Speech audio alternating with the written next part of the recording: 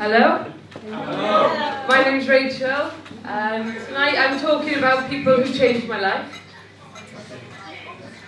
So I'm like giving a little cue to Jess. Okay.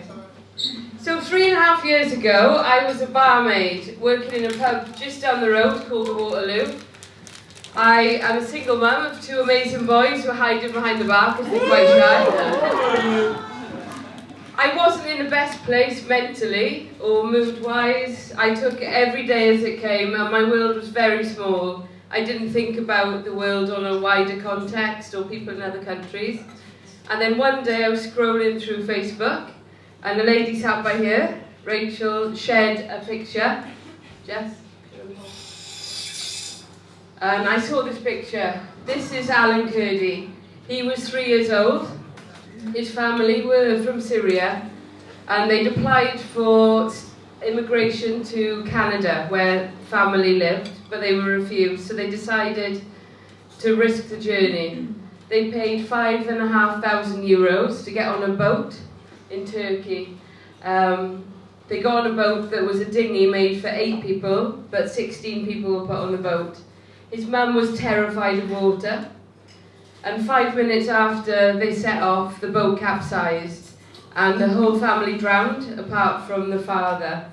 And Alan was the 3-year-old boy. I saw this picture and it was an epiphany moment for me. It felt like I suddenly woke up and I remembered who I was supposed to be.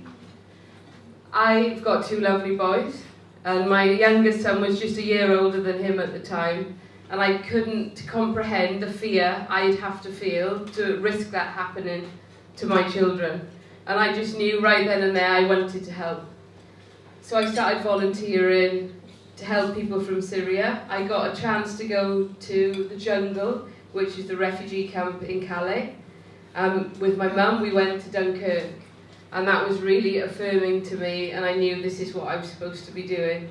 His dad made a wonderful speech. It was the Alternative Queen speech that Channel 4 do.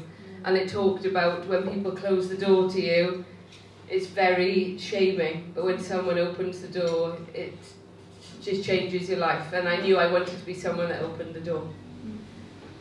Okay? So next up, I want to tell you about a family that I met 2 years ago. Aram, Trifa and kids. So Helen, who I work with, had a call from an ITV producer to tell me that this family, who they'd made a documentary about, were imminently arriving in Swansea. Could we support them? So the next day I sat down and watched the documentary, and my heart just broke watching it. It's a really tragic story. So there were 2 families living next door to each other in Iraq. They were Kurdish, and they were in fear of their lives, so they decided to try and get to the UK, where their brother lived, who's Aram here. He's a British citizen, he'd been here for 14 years. He had no idea that they were going to do this. But when they got to Bulgaria, things went terribly wrong. They were beaten by the police, they were misdirected on the way to a refugee camp, and found themselves in a forest full of snow, and 3 of the 4 parents froze to death on the way here. And Trifa, the mum here, was the one surviving parent. She phoned Aram in Swansea, told him what had happened, and immediately he dropped everything and flew to Bulgaria, where he then refused to leave until he was allowed to bring them home. But it took 9 months, and the Home Office refused him 4 times, said they weren't allowed to come here, but he never gave up. And finally they came here. I met them in Davati Flat. If you're from Swansea, you know Davati Flats are the best place. And children aren't legally allowed to live there. When I went to visit them, there were 10 of them living in a 2-bedroom flat.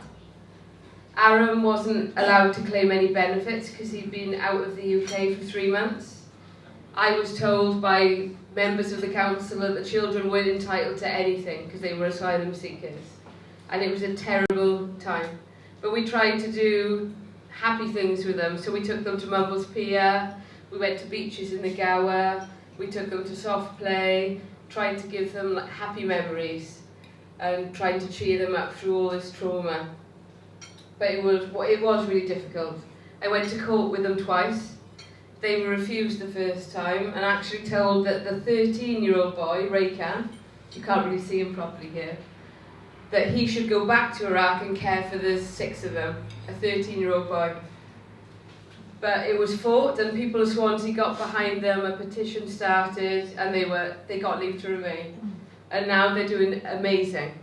And their reports from school are so positive, they just want so much to succeed. So how did they change my life? Aram taught me about self-sacrifice. I won't go into details of how much he lost, but he lost a lot when he went over to Bulgaria for 9 months. But his determination is incredible. And I was over there last week, and he's now trying to legally adopt them. And the love they have is astounding. Trifa, the mum, when I first met her, she was having trauma-induced seizures. She was incredibly depressed, used to cry all the time. But now, seeing her emerge from the ashes has been such a blessing to me. She doesn't speak English, but we have a really good connection. And she makes amazing food, which you'll see is a theme through my talk, because I love food. And the children are astounding, and the courage that they have. If I'd even gone through one little bit of what they've gone through, I'd be a quivering wreck in the corner. But to see them succeeding in life and putting themselves out there is an inspiration to me. And when I'm moaning about little things going wrong in my life, I think about them and it's like, get a grip, Rachel. Come on. Okay, next. So Maya Angelou, this is a quote from her, which kind of fit in. Sometimes we went through really bad times, so the kids would just be crying and looking at pictures of their mum and dad, or Trifa would be very depressed. And I would think all the time, what shall I say? Like, how can I make it better? And I learned there's nothing I can say to make it better, apart from sit with them through the darkness. And I love this quote, and it's, I've learned that people will forget what you said, people will forget what you did, but people will never forget how you made them feel. Okay, next. This is Pooja. I run a women's group for asylum seekers every Wednesday, and she came about 2 years ago. And when she first came, she didn't speak any English. She was incredibly shy. But she was like a faithful attendee, so when no one else came, she was there every week. And we became firm friends. She's from Afghanistan. And 2 of my favourite books, The Kite Runner and 1,000 Splendid Suns, are set in Afghanistan. So I was really interested when she came to meet someone actually from there. And to hear about life as a woman there was shocking. So just because she's a girl, she wasn't allowed to go to school in Afghanistan. She was from a minority religion, so they were persecuted. There were bombings, constant violence, so they decided to leave and come to the UK. They came through Calais, where I went to visit, which was another connection.